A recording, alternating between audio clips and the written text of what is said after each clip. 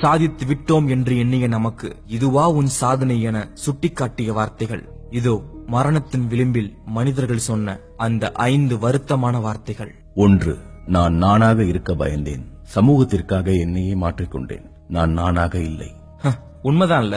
குடும்பத்துக்காகவும் வசதிக்காகவும் முதலாளிகளுக்காகவும் முதலாளியின் குடும்பத்துக்காகவும் உழைச்சி நாமாகவே இருக்க மறந்துட்டோம். 2. என் உணர்வுகளை வெளிப்படுத்த தைரியம் இல்லாமல் வாழ்ந்தேன். பிடித்தவர்களை பிடிக்கும் என்றும் பிடிக்காதவர்களை பிடிக்காது என்றும் சொல்ல தைரியம் இல்லாமல் போனேன். இதுவும் உண்மைதான். அநியாயங்களை பார்க்கும்போது மனசுக்குள்ள நரம்புகள் புடைக்கும். ஆனா வெளியில இயல்பா நடிப்போம். 3. நான் என் நண்பர்களுக்கும் குடும்பத்திற்கும் அதிக நேரத்தை ஒதுக்கியிருக்கலாம்.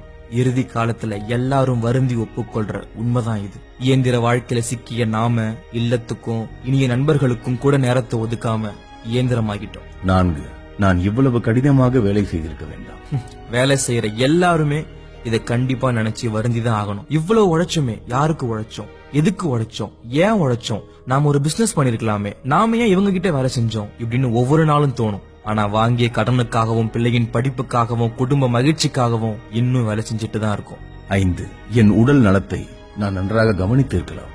நாள் பூரா வேலை செய்யற நாம வேலைக்கு சாப்பிட கூட மறந்து வேலை செய்யறதுனால காலன் தன் வேலைய ரொம்ப எளிதா செஞ்சிடறான். அவ்வளவுதாங்க. எதையும் கடைசி காலத்துல எண்ணி வருத்தப்படாம இருக்கிற காலத்திலயும் யாருக்கிட்டையும் வருந்திக்காம நாம நமக்காக வாழ்வோம். நாங்க சொன்ன 5 விஷயத்துல ஒன்னாவது உங்க மனசை தொட்டிருந்தா இந்த வீடியோவை ஷேர் பண்ணுங்க.